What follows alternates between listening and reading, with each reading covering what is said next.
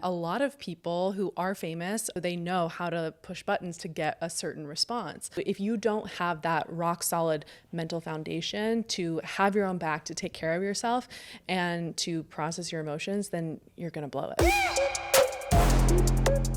It's so cool that you're going into the psychology of fame because very little people talk about it. It's like this taboo topic that so many people around the world want, but no one really dives into it and talks about it enough. So I was like, I have to have you on.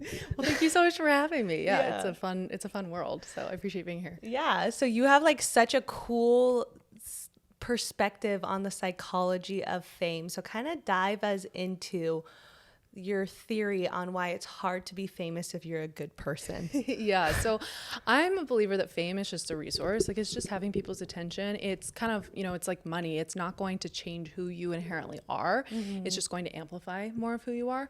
But I think that historically, mostly just narcissists went after creating fame. Yes. And, in order to capture people's attention on a mass scale, you do have to understand people really well. Mm-hmm. Right. And so I think that a lot of people who are famous are good at that because they're mass manipulators. And so they know how to push buttons to get a certain response. Mm-hmm. But I also think that if you're a good person, you also understand people because you understand yourself. You've done healing, you worked on yourself. And so people often who are really good-hearted, evolved people have the ability to create fame, but there's such a stigma around it. And there's such a, people just assume that you're narcissistic if you want to be famous. Mm-hmm. And so people who are good people kind of have a hard time with it. And yes. Even getting over that, initial hurdle of admitting that they want to be famous. Mm-hmm. But then also, when you are famous, when you have the resource of fame, there are real life ramifications, right? People are going to hear what are normally private conversations. Everything is suddenly on public display. And so, your family might be upset, your friends might judge you, whatever. And so I think that more evolved people are aware of that. And yes. So they're less likely to want to pursue it. That's so true. And that was going to be my next question. I was going to say, how many celebrities today do you think are narcissists? Oh my God. I would have to guess that I think that tides are turning, right? And that's changing. And I think especially now, thanks to the internet, you can become a self-made celebrity. You don't have to just be plucked out of the a shopping mall, right? Yes. And chosen by a gatekeeper in order to become famous. And so I think now, hopefully, and I do see this in my work, right, that there are people that are I have a really good mission. I want to make a big difference. But I think especially historically, it's probably a pretty high percentage of just terrible people. Yeah, because I've worked with just influencers and creators for so long, over 10 years. So I have seen some of them literally just believe they're God's gift to earth. And I'm and I've seen some of those become the most successful ones, taking it from influencer to celebrity. Mm-hmm. And I've been behind closed doors, when they're in a normal setting, I can tell that they literally think they're the best thing to exist. Yeah, they literally do. And I'm wow, their belief is so strong that they are of course everyone wants to be around me. I am the best person ever. Yes, you should want to watch me. Yes, you should be a fan. I'm damn, your belief is insane. I know, so, really high self-concept. Yes. Yeah. And then a lot of people, like you said, that are more self-aware and wise, they see their faults. They can understand themselves better or see their weaknesses and see their strengths. Mm-hmm. And see other people. Even for me, I'm very high empath. So I feel other people's energies or their insecurities. And so then I'm I could just see, I can see what people are thinking. I feel, I know when someone's uncomfortable in a room, whereas some of those people don't even notice or care. Exactly. And that's why I'm just really on a mission. I think especially now, having fame, having a following, having an audience, it's leverage, right? Mm-hmm. And so I really just think if we have more people who are aware of other people's needs, who are trying to make a positive impact, then the world will be a better place. Exactly. If we have so that. True. Yeah. Using your message in a positive way. Totally. And I think it's also historically people have, when they have been famous, it's because to your point, they put themselves on a pedestal. Mm-hmm. They're everyone should want to watch me. Whereas what I see often in my line of work, which is really encouraging, is that it's people who are putting their missions on a pedestal, mm-hmm. right? And they're willing to be misunderstood, for people to think they're cringe. They're willing to feel a lot of negative emotion because they know that what they're doing really matters. Mm-hmm. There's so much stuff about this that I love diving into so much, but I'm trying to think of where I should take it because there's so many places I want to go. one of the things I was going to say is, well, there's such positivity around fame, the power that you get from it, the amount.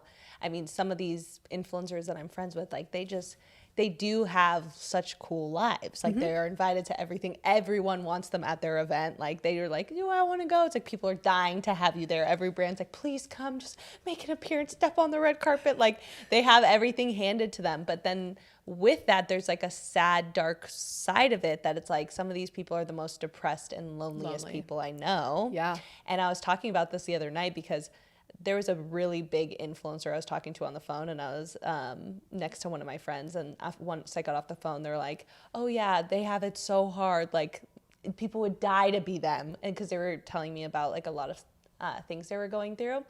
And I was like, no, it's different because you have to think, I'm like, these people, like especially this person has been famous for so long.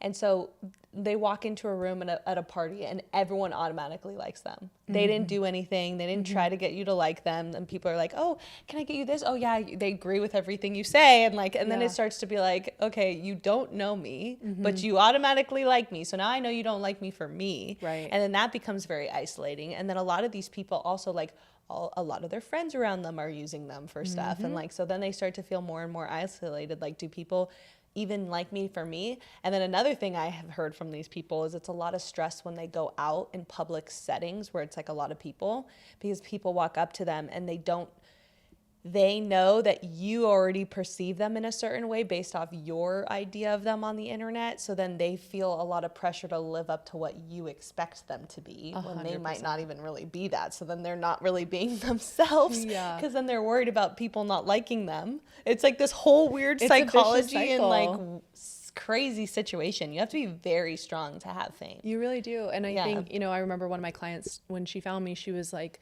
I was talking to my therapist and my therapist said, well, not everyone's thinking about you all the time. And she's like, well, they kind of are. Yeah. Right. Like it's just a different beast. And I think, we all make assumptions about people based off of the color of their skin and how much money they make, the car that they drive. Like we're always doing that. But when there's such like a wave of, to your point, every single person is making the exact same often judgments about you, I think, it's really isolating, and people, to your point, I think assume that those problems aren't meaningful. Exactly. Right. And that's the worst part. Because then they're more lonely and more depressed because they're like, oh, I can't tell anyone because everyone's going to be like, oh, you really? Yeah. Like you have such a hard life. Yeah. And you know what else has been interesting? And this is like kind of some of the hardest work that I do is when people have gotten to the top of their game and they realize that they were chasing fame because there was like a void inside of them. Which is, they say all of them are, right? Like it comes, if you want to be famous, it's because you don't feel fully worthy within you.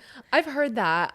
I mean, like, because you want, maybe, yes. I'll speak for myself. For me, 100%. That's true. Yes. Right. Like, I think that was like initially my desire. And I think kind of like part of my, I don't know, karmic duty on this earth. Yes. Like I needed to go through that unworthiness because of the impact and the people that I'm supposed to help. But I think that there also are a lot of people that genuinely do now just see their, like, this is just a resource. This is leverage. Like, especially like in the entrepreneurial space, it's like, if you don't have a brand, if you're not known, like, what are you doing? I agree. That's exactly why I started my podcast too. I'm like, I work with creators. I'm literally in this industry, but I'm so much more powerful if I'm also doing it myself, because if I'm working with talent and helping talent online, they're going to listen to me more if I'm proving that I'm doing it too. You know what you're doing. Exactly. Like, yes, they respect me in business, but if I start doing it myself, then it's like the more I gain, the more they're going to be like, okay, yes, Tara, what do I do? Yeah, no, like, exactly the same. And like I had my coaching business for like 4 years, I think, before I started like really bringing it to social media, because originally it was just all word of mouth because I was acting and I just had that community there. And then I was like, okay, I gotta practice what I preach, I guess, and put myself out there. So what do you think is the mindset? Like, if you really think about someone that's like, okay, I want to create fame, what do you think is the mindset they need to start with to really get into that? I think that the first thing is to be willing to be misunderstood. So being willing to, again, even just admit to yourself, like I always joke that I'm like, my page is like a safe space for people to admit that they want to be famous, because everyone around you is going to disagree with you. And I think that the bigger you go, the more you're going to see that, right? And the more you're going to experience it. And so I really think that the skill, though, comes down to being able to regulate your emotions. Because when we are when someone is in the place where they're getting attacked on the internet, right? Or they're afraid to get canceled, or they're in person and someone comes up to them and says something rude, or is drunk and stumbles on them or whatever, your career can be broken in those moments, right? If you don't know how to regulate yourself and don't know how to regulate your emotions. And even if it's quote unquote just internet trolls, right? When you're getting internet trolls, your mind might know, like your brain knows that that's not like a real threat, but your subconscious mind doesn't understand the difference between a real and a perceived threat. Yes. And so you can have and we have a really strong primitive instinct to fit in with the herd, to like go towards our community, right? And to not upset anyone, because that's how historically, like in caveman days, that's how we survived, was by getting along with the people around us. Because if you went on your own, you'd have to find your own food, find your own shelter. You could be attacked by a bear, right? And so that is like a really strong instinct to fit into your community. So if you're starting to feel under attack, even if it's quote unquote just trolls, right? What actually happens is your cortisol levels rise, your adrenaline increases, your cognitive functioning declines, your creativity goes down. And that's when we see people move into the fight, flight, fawn, or freeze response. And this is where they want to fight back with people. They want to run away. They want to shut down. This is where a lot of times people then turn to harmful vices, right? If you don't have that rock solid mental foundation to have your own back, to take care of yourself, and to process your emotions, then you're going to blow it. Yes. Well, I'm just thinking as you're speaking, like you need to also coach famous people that are already famous. I do. You do? Yeah. I was going to say, I have a few that I feel like you need to speak to. Yeah. No, just as you're talking, because I'm like, I know so many influencers and stuff that literally do that exact response. Yeah. And I'm like, and I try to tell them, I'm like, the more famous you get, the more haters you're going to have. Oh, because the more 100%. people you're reaching, and not everyone's going to like you. Yeah. That's like the name of the game. Yeah. Like, if anything, you have to get stronger with it. Yes. And the truth is, you can't getting canceled. There are very few things that you can never come back from doing. And obviously those are things that the person should be in jail or something, right? The really bad things. But for the most part, I was just working with a client who they knew that they were going to be framed poorly on a show. Wow. And so we were working together, and it was really interesting watching their response, because they went into that, even though they knew it was going to happen, they knew, we had already been talking about it, working on the nervous system regulation, all of that. Still, when it happens, when you have millions of people talking shit about you, it fucking sucks. It's not right? normal. It's not normal. And our brains are not wired. We don't even, if you can't even picture a million people, right? If you close your eyes. And so, it just leads to confusion and danger and overwhelm, and the alarm bells go off. And so it was this moment of being let's reel it back in. Let's come back to, because this is an opportunity. And again, I really don't think you can fully, people can always make comebacks. But what I also think is interesting is I'm not a fan of fake it till you make it, because I think that if you are just faking it and just showing up anyway, in sports, sometimes you show up anyway. In business, sometimes you show up anyway. But with creativity, you're selling your consciousness, and people can tell if you're afraid. People can sense if you're feeling threatened, if you're in a proving energy. Yes. And it just kind of gives people the ick, right? Or I think Adele is a good example. She has always been pretty vocal that she hates the spotlight. I would love to coach her because I'm no, we just need to remove that fear from your brain. Yes. Because what I would guess would happen is she kind of pushed past it so much that now she hates it. And so she just took an indefinite hiatus from her music career. And I'm what a tragedy when she has this huge gift. And I think that, just being able to, instead of fake it, actually create safety in your subconscious mind and in your nervous system, so that you don't feel like you're under attack when you kind of are under attack. Yeah. Wow. It's so interesting. There's so much to go into. Okay. So, and I thought I was going to ask you, one of my questions was how much do you believe in fake it till you make it? But you're right. Because the internet is we're becoming so much more prone, because now so many people are growing up on the internet now and seeing influencers, and they can tell when you're being inauthentic. 100%. Smell it right away. Well, it's kind of I feel I'm a 90s kid, but I assume like 80s infomercials were considered good marketing at the time. Right? I know, now you're like, what? And I'm like, I'm sorry, this is sham wow? Like, absolutely not, right? And I think that that's because like audiences, like we've evolved past thinking that that's good marketing. And the same if an influencer is being inauthentic. Like we just can kind of like sense it and we can feel it.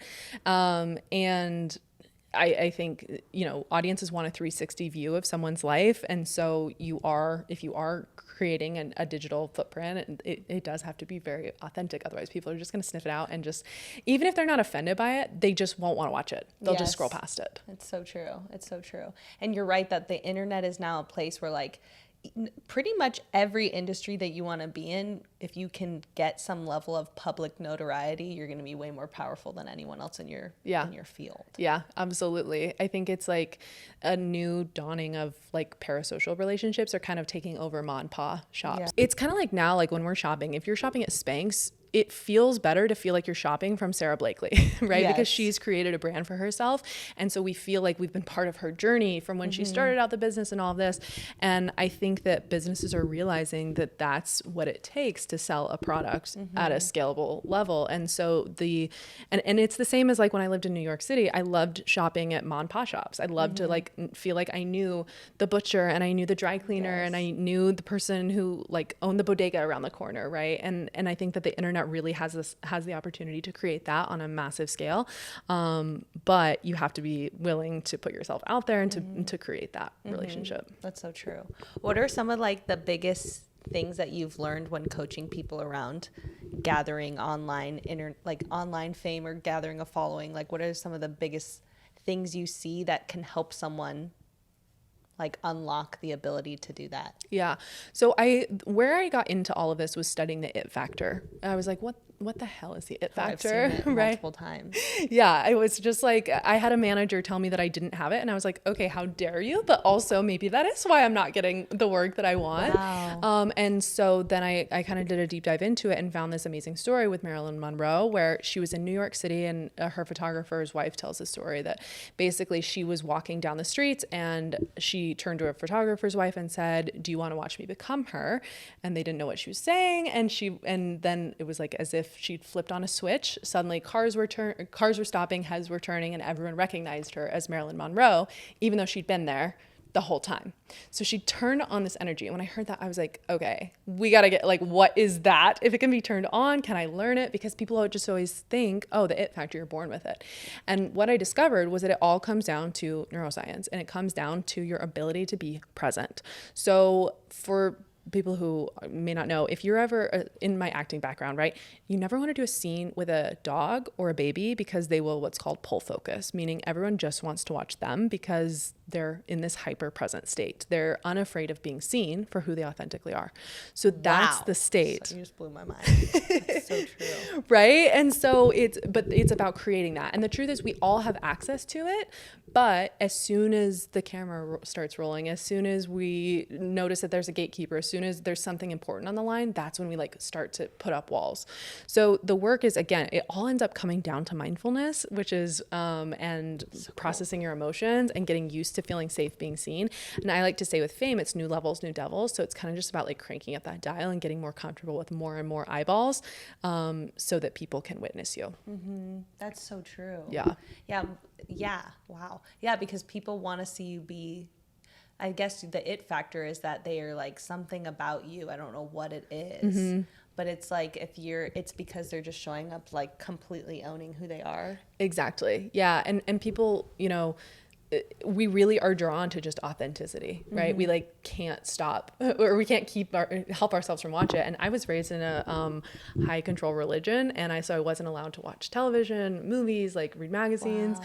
And so I don't know who a lot of celebrities are still. Like I feel like I'm still kind of like making up for lost time in that department. But anywhere in LA, I can always like tell if someone is a celebrity. They just have this, and even now there are more celebrities, right? Yes. But they just have this magnetism, and it's that they're willing to just be seen in their flaws, in their imperfections, in their perfections. I think a lot of people feel uncomfortable being seen while they're succeeding, even like, especially women. I think it's hard because you know, if you've ever been bullied or you've outshone a friend or a sibling or a man or something like that, then you learn to play small and to like energetically close down. Yes. Wow, that's so cool. That's so interesting that you can tell like on the street. Oh yeah, 100%. Well, and think about this, because it's also like when I was living in New York, if I was like on the subway late at night and someone got on that was making me a little uncomfortable and I couldn't get off of the subway, I would just shut down, right? Yes. I would just try and make myself invisible so that as like a protection mechanism. Now we do the same thing when we don't want to be perceived, right? And so some people, they'll be like, I want to make a following, I want to like be posting, but if they're energetically closed off, it's like people will just scroll by and they won't even be able to say why. Like if you were to watch the video and break it down, it's like you have a hook and you're pretty and the lighting is good or whatever, but it's just like not like hitting. Wow. Whoa. Yeah, it's like, oh, so someone can literally be making content with the wall up. 100%. Yeah. I did it for years. Wow.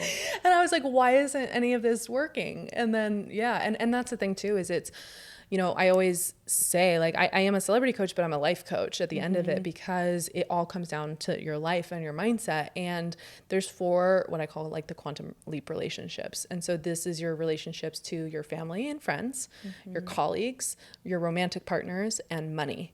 And whichever of those you don't feel like you can be yourself in, that's where like we have to do the work. So a lot of the time it's like people assume that when they hire me, we're going to be like going into their social media content or talking to publicists or whatever. And I'm like, no, you got to tell me about like the fight that you had with your boyfriend this morning. Like we got to talk about that. And like, where were you unafraid, or where were you afraid of him seeing you? And where were you afraid of being vulnerable? Wow. You're so cool.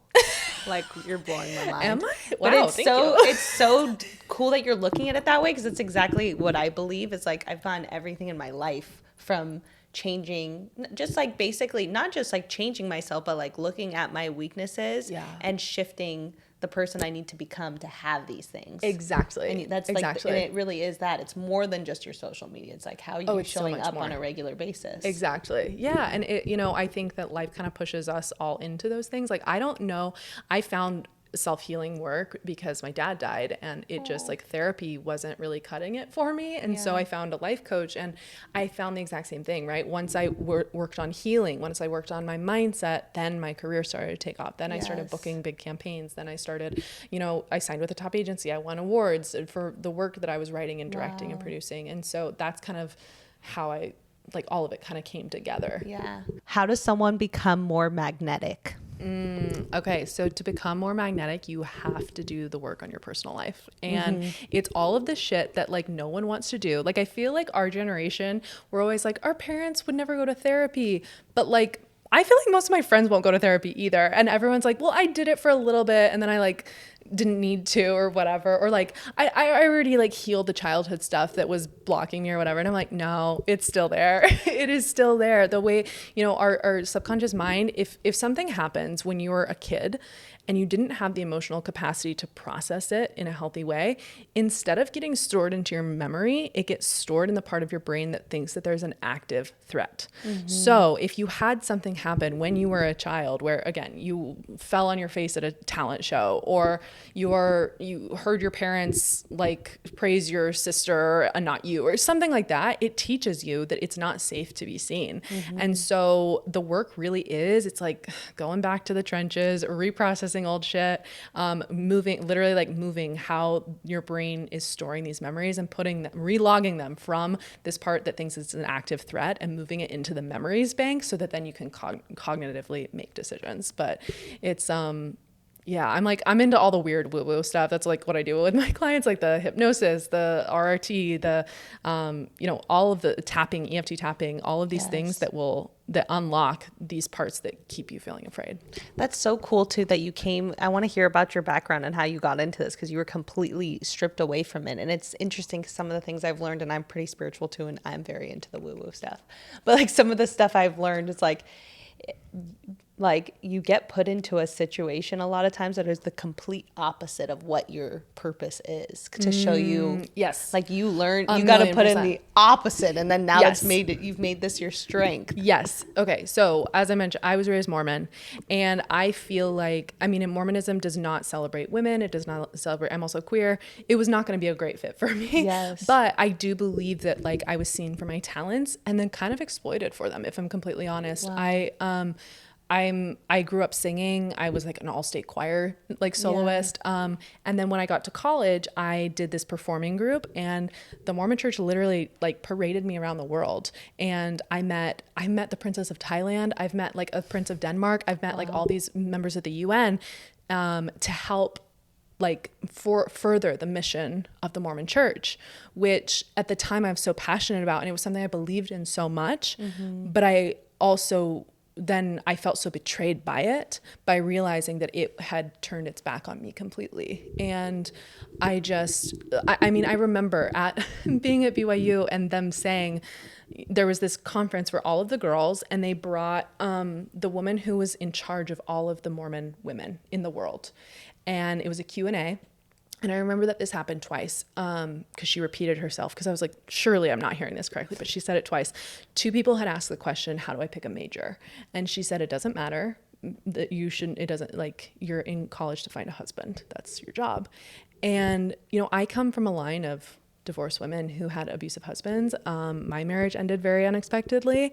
And I'm so grateful that I didn't listen to that advice, and that instead but it really was it's been this really long process of reclaiming my voice, reclaiming my power, and saying like, okay, like you were exploiting my voice. Now I want to use it for what's important to me. And that's to empower people to reclaim their own voices. Yeah. That's so cool. Yeah. And then what made you go down to acting? Yeah. Probably expression, like self-expression. Yeah. And I think like probably like a lot of kids, it's that like, I want to stand out. Like, and I think with Mormonism, you know, there's just so many things put on you that you are going to be like this, and I was like a weird tall tomboy, like I didn't really fit in with that, and so I just wanted a place that I could express myself, I think, and so acting, but I always kind of knew from a young age that I thought I would be famous. Like I just imagined doing interviews, and like and so an actor was the only thing that really made sense to me at the time, and so that's what I had pursued. And then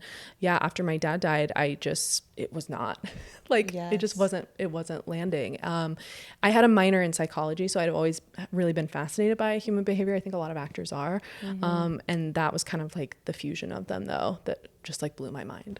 That's so true. A lot of actors are, because then you have to play different roles and like understand their psychology as the character. Yes. Like really in depth. And I also believe that actors are some of the best manifestors, because are you familiar with Dr. Joe Dispenza's work? Yes. Okay. I love him. So that's so weird. I just talked about him yesterday with a really big influencer, and she just went to him. Oh my God, amazing. Yeah. I love his work. And one of the things, if your audience doesn't know, he talks about the heart and brain coherence. So that's basically when your brain waves and your heart waves are in sync. And that's what happens when you're thinking thoughts and being creative and also feeling feelings at the same time. Now, that's the exact same process of creating art, right? And so that's why I think artists in general are such powerful manifestors, is because we're used to getting into that place where our heart and mind are creating at the same time. And then with actors, they're used to doing that in a medium where they're speaking with other people, right? Whereas like a musician, I feel like there's a lot of musicians who they know how to tap into that on stage. They know how to be magnetic on stage, but not necessarily when they're talking, or, you know, a dancer or something like that. Whereas actors, I think, that's what you're doing when you're building a character, is you're thinking the thoughts and feeling the feelings of that person. And so I think a lot of actors, consciously or not, do that in their real lives as well, and like step into that next level version of themselves, step into like a celebrity version of themselves or whatever, so that they can then start to attract and create that. Yes, that's cool. There's 2 things from what you said. One is what's been interesting to me is the method actors, like taking on a character, and like that's all like, if we take on this character and get to a place where we actually believe it, a lot of times we will manifest those parts. So it's interesting because actors know how to take on the character. Yes.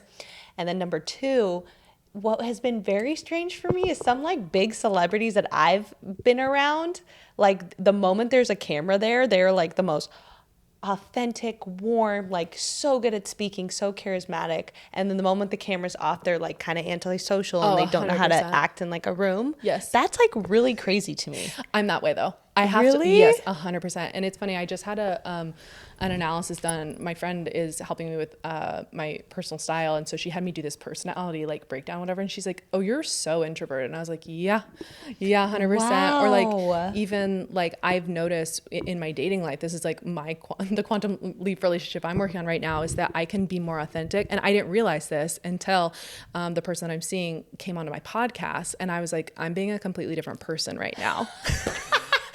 And I was like, but I'm being myself. It's like I'm nervous around them when I'm not.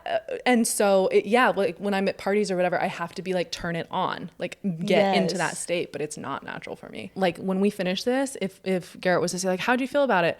Both of us would be like, it was good. And like, not really. It's like when I was doing scenes, the best scenes were when someone asked how it went. And I was like, I have no idea. Yes. Because it's like, you're so present that you're not thinking through ahead, you're just in the present moment. And so I think that's really what that factor is. And I think those are the best like podcast episodes, when you're in flow 100%. state. You don't even know what you're gonna say. You don't really have an idea. just come out. You're just going. My audience always loves when I'm like a little bit stoned too. They're like, she's present, she's They're going. like, there she is. I'm like, yep. That's one thing I did love about cannabis, and that was when I first started smoking it. I realized, I'm like, this is the most beautiful thing, because it literally puts you into the present. It puts you into it. You cannot not be present. Yeah. No, I know. And I didn't, so I have CPTSD. And so I didn't realize that which is like a. Yeah, what is that? It stands for complex post-traumatic stress disorder. Okay. So PTSD is like the quintessential one that we think of is like a war vet when Yes. they've experienced something really traumatic and they I have that right now, and that's why I can't smoke anymore, because I had like a bad experience, not with cannabis, but with shrooms. Oh, And we now should I talk can't about that smoke. off. Okay. I'd love to. And We'll now talk I'm about so that. scared of everything. Or unless you want to talk about it now, because I'm down. Okay, yeah, go ahead. Wait, do you want to talk about it? Yeah, sure. I love talking about mushrooms. Wait, tell me about the bed trip. Okay, so I've tried them a bunch of times, and it was the most, and then I always say I'm going to have a full episode about it at some point, but I loved cannabis. And then because it made you present, and I'm very spiritual, and I loved that, like, you take in the scenery, you're like, I'm looking at the sky and I'm like, this most beautiful world. Like, you can just see the beauty of the earth on a whole nother level if you use it as a tool for spirituality. 100%. Some people use it just to party and like get lost or watch TV. Yeah. But there's so much beauty to these plant drugs. medicine. I was going to say a nicer word. I was going to say drugs, and I was like, plant medicine. Yep. So then I met someone that I like really was inspired by. This girl, she's just done so much in her career, and she's like, I didn't do this until I tried shrooms. She's like, it's completely shed my ego, helped me face like my pains and so forth. So me and my sister were like, okay, let's do it together. We did it together. I had the most amazing experience with her the first time I did it. That's when I stopped, like I used to straighten my hair, or like if there was like a piece of hair going up, I'm like, that hair has to be down. And I was like, and I wore more makeup, and I like just cared so much more. And then I took the shrooms and I didn't give a shit anymore. I started barely wearing makeup. Now I wear makeup only when I film my podcast. But like, I just stopped caring so much about stupid shit, because I like got to like, I just looked at I remember I was crying on the shrooms the first time, and I looked at my body and I'm like, I'm so mean to it. Like I judge me in the mirror, not thinking I'm pretty enough or skinny enough. You have like this soul connection with yourself and love yourself on a whole nother level. There's so much beauty to it. So much. Yeah. That being said, I didn't take that much again since that first time in years. And my sister wanted to do it again. I'd microdosed on occasion. And then she wanted to do it again. And I don't think I was energetically in the right place, because I was building my business and a lot of success was happening. But with success, a lot of hardship comes and a lot of people to deal with. And so I tried it. She was like, let's do it like we did that one day. Like, it'll be good for us. So I did it with her. And then I think I just wasn't in the best space, because she wanted me to take a certain amount. We didn't know how much to take, and it was really bad. We took way too much. And I had a very, very bad experience. I had a panic attack on it, and I never had a panic attack in my life, so I thought I was dying. You thought you were dying. Yeah. So then I was like, call the ambulance, take me. Like, I was like, it was horrible. It was like, I was like, my jaw was moving uncontrollable. I was like, my eyes were rolling in the back of my head. It was really dark, because I thought like no matter what that day I did die. Like I feel like I had an ego death. And so now I'm so afraid to be anywhere. And I tried cannabis. I didn't smoke for 2 years. I tried it a year ago. And then, because this was like 3 years ago now, I tried it a year ago, and then my body was like shaking like this just from one hit. Like I was uncontrollably shaking and going into a panic attack again, because it's like the same. And I spoke to a psychiatrist about it. It's like the same. Cannabis and shrooms kind of have a similar feeling. And so yeah, you had like full PTSD from that. Yes. Okay, well, let me ask you this, because I had my most recent trip was a bad trip, and they actually say that sometimes your bad trips are the biggest life lesson learners and teachers, whatever. And I feel like this most recent trip also made me be like, we don't need to do this anymore. Yes. And like, you're complete. But I think that plant medicine is supposed to represent and like kind of recreate an ego death. But for me, I feel like what I realized was it was like the kind of like download that I did get, even though it was a bad trip, was like, you already had an ego death. Like you literally gave up everything. Like I feel like I lost pretty much everything that mattered to me other than my son. And so like trying to like falsely create that with drugs was just kind of like unnecessary. And so I'm like, I don't know. I mean, they always do say that there's like something to be said for the set and setting of when you're taking them. But I also wonder with what you're saying, if like part of it was that like if you had in real life had some sort of ego death, and so the mushrooms were like no longer needed. Wow. I don't know. Yes. I don't know. And it makes me sad though, because now I can never, I mean, it's nice. I've been living a very sober life, but, and I don't love alcohol because I don't drink. It's like, I don't like alcohol. I feel like it's a poison, and it energetically pulls your energy down rather than like heightens your energy. So anyways. Yeah. But so I don't like that. So now I'm like, I feel like every once in a while it'd be nice to be able to do something, but I'm like, I guess I'm just like the most sober fucking person ever, which is like interesting. But what's cool, because my sister actually, this is a whole nother story, but she did ayahuasca. Oh, wow. And on the ayahuasca, she asked why that happened to me. Yeah. And her message was, because she felt so guilty for being the one to tell me to do it with her. So it's been a hard thing for her. But her answer was that like Tara needed to slow down and start taking care of herself more, because I was running a company and taking care of everyone else all the time. And did you? Yeah, and so I've taken care of myself so much more. I stopped eating, my thyroid was getting bad. I stopped eating gluten. I now like started working out more again and taking care of my mental health and being more present, and even taking the time to go to a therapy. I was like, I don't have time. See, everyone who's like, I believe in therapy, but then everyone is also like, but I don't have time. But like, to me, see that actually makes a lot of sense, that like, and that's actually what I was going to, when I initially brought up the PTSD thing, is that I didn't realize how much I was relying on marijuana because of my PTSD. And it was just like, I don't know. I don't think I realized that I had a problem until I then recently was like, oh, I actually don't need this. And I actually feel good without it, because I feel like I've actually gotten to like a good place. So it sounds like the mushrooms kind of just like pointed you in the right direction. Yeah, that's true. I don't know. Yeah, that's true. Yeah. So maybe, because we want to use it because it's fun too. And it's fun to like for an example, sometimes if you're like dwelling on a situation and you don't know the answers, if you take a little bit of shrooms, you'll like get the answer. You'll get the answer. Yeah. It was like a download from the universe. Yeah. I really do believe though that can all be accessed without, for sure. Right. And so it definitely can. I think, that's something that, even though I just think in our industry, there's such an issue with, obviously addiction and that kind of thing. So I always try to be careful about not like speaking too highly about my experience with drugs.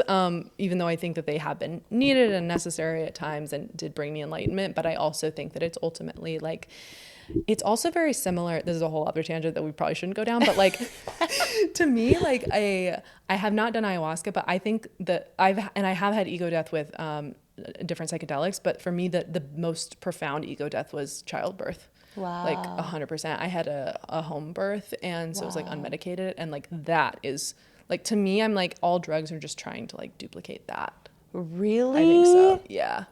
Whoa. You just blew my mind. I'm obsessed with childbirth. And I'm so scared to have a kid. Oh my God, don't be. It's you're going to love it. That's all. I was like, you're meant to tell me that. Really? Yeah, because I'm always so like, that's one of my biggest fears is like having a kid. I've like always, the actual birth process. Yes. And it sounds really, I know, because I'm very spiritual too. So that's why you're I'm going to love it then. Really? Oh my God, yes. I'll connect you to my doulas, my midwives. You're going to love it. I accidentally manifested a celebrity birth. This was like way before I had any kind of following.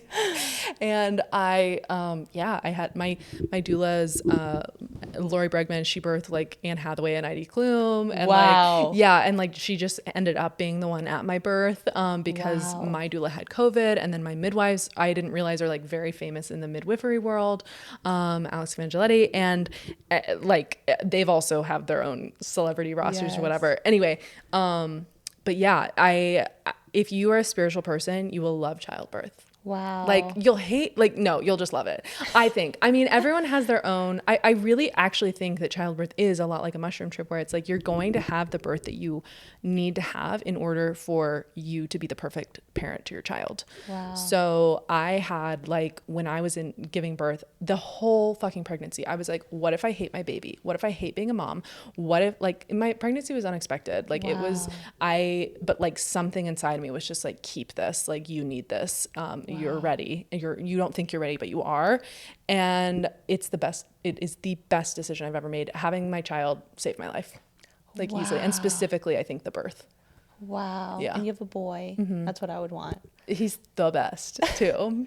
Yeah. That's so cute. Yeah. Wow. That's so cool. And one of my friends, she's funny. She's like, literally, she always tries to talk me into having it myself, because I'm like, maybe I'll have someone else have it for me. And she's like, no, Tara, you need to do it. And she's like, that's what women are put on earth for. She's like, we are literally a portal to the universe. Literally she's a like, portal to the universe. A portal is something is not here and it shoots out. That's us. We're a portal.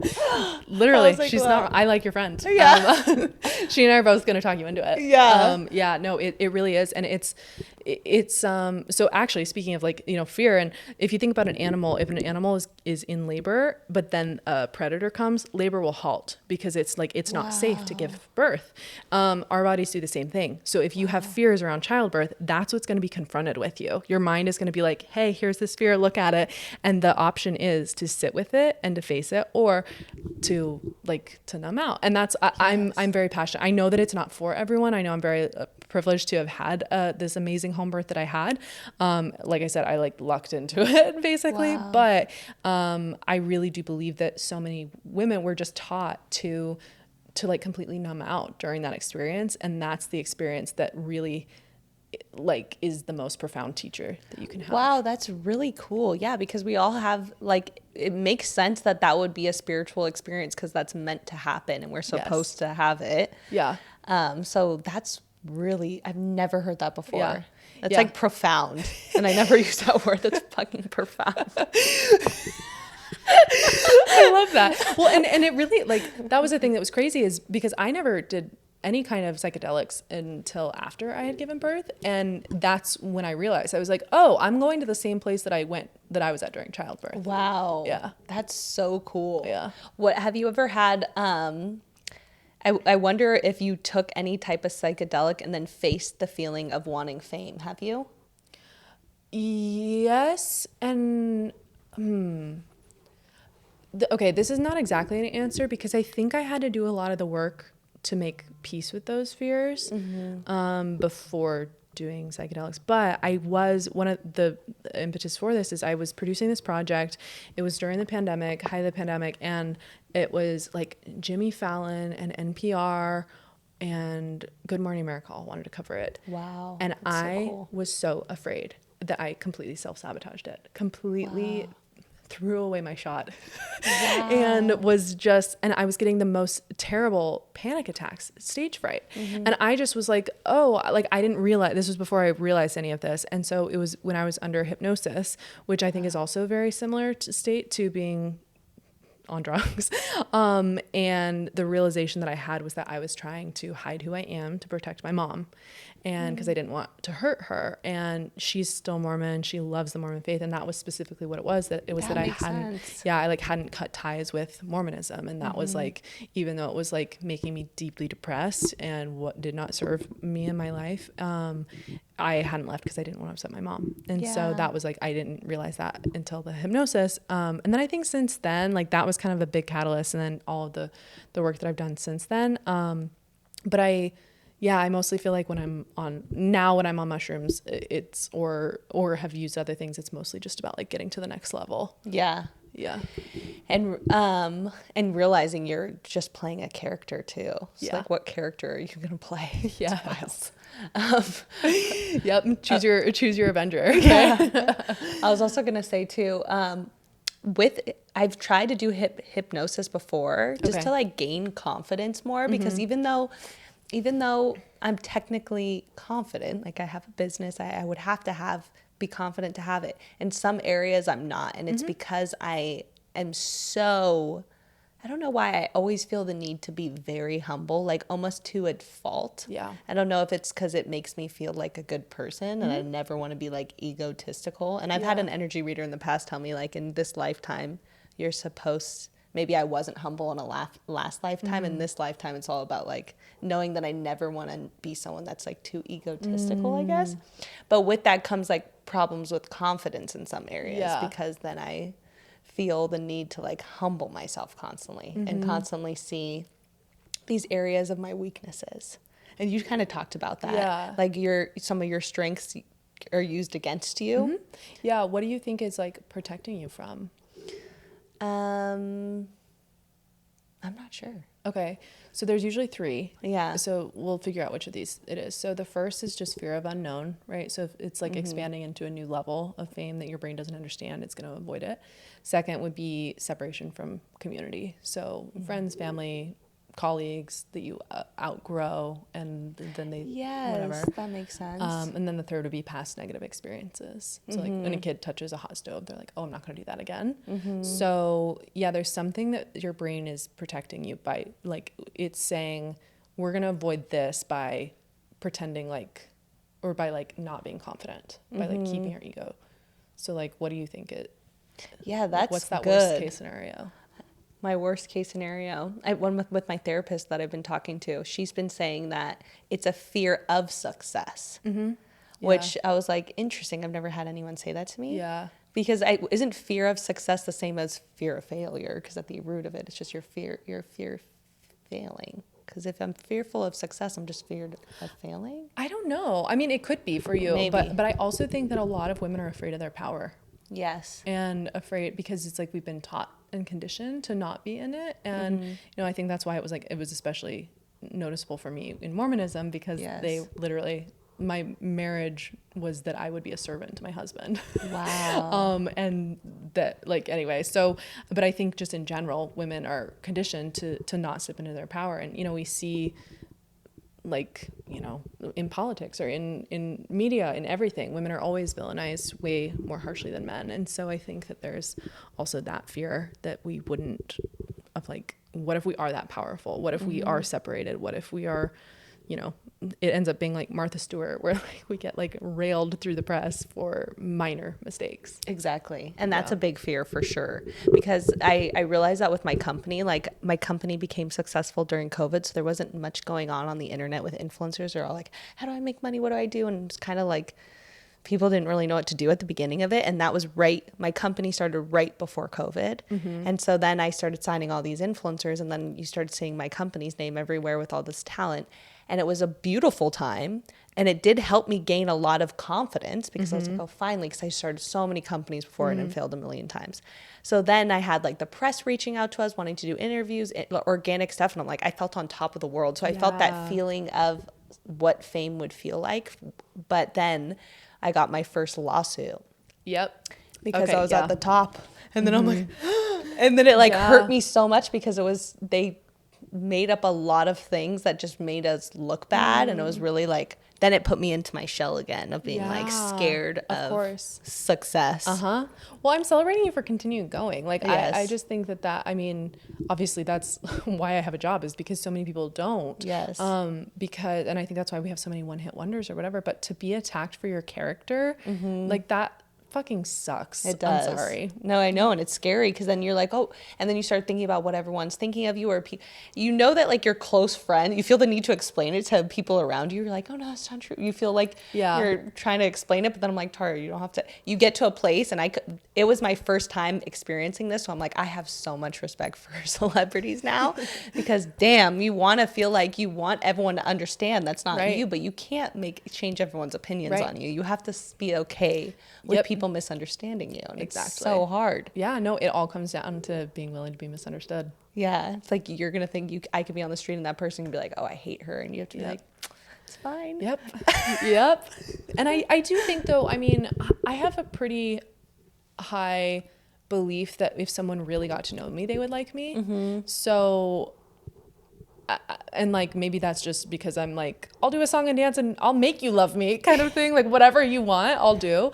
But I do like, I'm just like, I think if someone got enough time with me, I would weasel my way into their hearts, you know. And so I think that also helps of just I had this post go viral that then all these celebrities were like mad at, and it was mortifying to me. I was just like, oh my God, these people that I like look up to are literally saying that I'm a nobody and saying that I should shut up. And why? What did you say on this clip? Now I'm so fascinated. I said if you're a good-hearted person, it's gonna be harder to be famous. And it's true. There's a part of that. It's true. Right. Well, and it was one specifically Sharon Stone. She was like, clearly you're a nobody or something like that. And then all the comments on it were like, you're proving her point. Like, what are you doing? Like, so in that sense, it wasn't, you know, I was grateful because I did have people rallying around me. And then OK Magazine did an article on it. And I just was like, oh my God. And it blew up into this big thing. But that's wild. It was wild. But I ultimately am like, if Sharon met me, she would love me. Like, we'd be friends. Like, and I'm like, or if she saw, and I think with social media, right? She saw one post of me. She's never even fucking heard of me before then. She doesn't know who I am. Exactly. I'm like, if she had listened to my whole body of work, she probably would also like it. Yeah, or she'd be like, okay, I need some coaching. Yeah. And if she like really didn't, then like if you can hear everything that I have to say and you can see my intentions and hear what's on my heart and hear what I'm trying to do and my mission, and you still don't like me, then like, I don't know if I like you either. Exactly. Then it's fine. Then I'm cool with you not liking me. Right. And that's the thing with being magnetic is like the more magnetic you are, the more repulsive you are as well. Wow. And so the more you can just let people see you for who you authentically are, you are going to repel people, but you're repelling people that like you really want anyway. So interesting. That's so true. Oh, you say some pretty profound things. That is really true. Wow, thank you. Because like there's an influencer I've been friends with forever. I'll say who it is. Tana Mojo, and she has the it factor, and it's so true. Like she'll go into the room and she's exactly the same as she is on a podcast as she is in person, and that's what I've always like admired her for. She doesn't change in front of anyone. That's like genuinely who she is. But I believe that's why she's gathered so many fans. But at the same time, there are people like in Hollywood and LA that are like, oh, like she's a little too wild or she's this way. But it's like, she's very polarizing. She's polarizing, she's but polarizing. She's being authentic. But she's being authentic. And I think it's been fun watching her career because I feel like you kind of have to like create division, and then eventually people will be like, oh, they're like, people will like you just because inherently you're famous. Exactly. And so it's like, and it's been fun kind of watching, at least from my perspective, I feel like she's coming around more mainstream now. And it's cool because I'm like, yeah, she got here by just being super authentic to who she is. And not everyone's going to like it. And she was cool with that. Yeah. But wild. Yeah.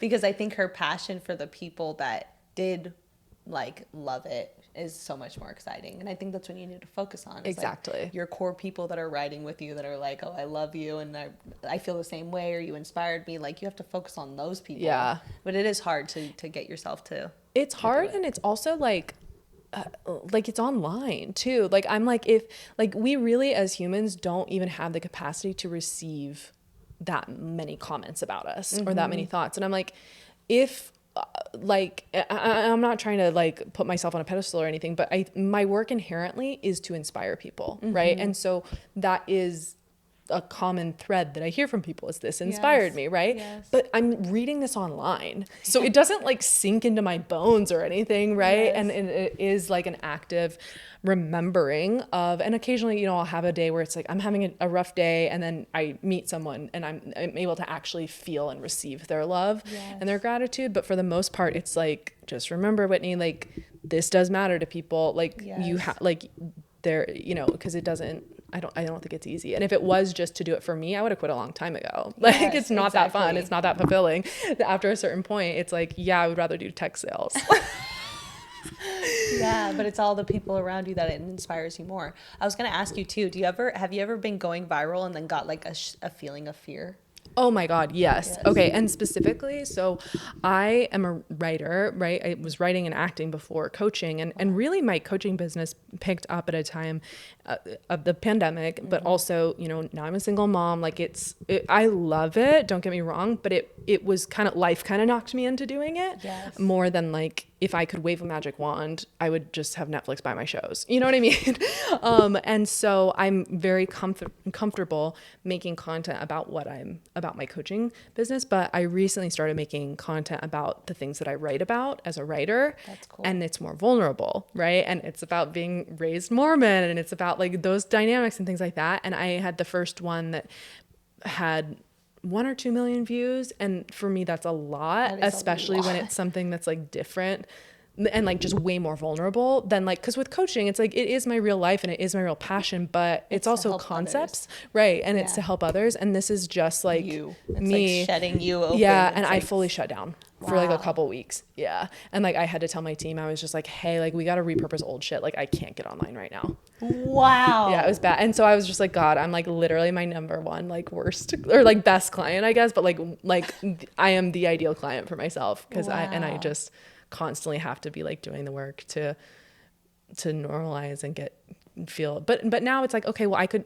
repeat that post and I would feel comfortable with that, right? It's like once you push the edge, you can kind of stay there, but it's like continuing to push. Yeah. I've had some girls on my podcast that are pretty big influencers, and videos have done well, and then they're having like, they'll do like a collab post with me and they're getting a bunch of comments and it's doing well, but then someone's like picking on them like, wow, I never knew that she actually looked like this in a video, because some of them only post photos, and then they start getting in their head, they're like, I have to take this down, and then and it's so sad to see some of them, because some of them are so used to hiding behind a shell and only doing this type of content. And so like you're saying, it's like, and a lot of them, they'll always tell me, they're like, I wish I could be myself more, talk more, and like be themselves. I'm like, you should. But it's so much scarier. It's so much scarier, right? It's like, how many of those accounts do we see that's like from some professional, right? It's like a therapist or someone, and it's like, we understand the information, but like if they disappeared, we wouldn't know who they are, right? And exactly. Like whereas so like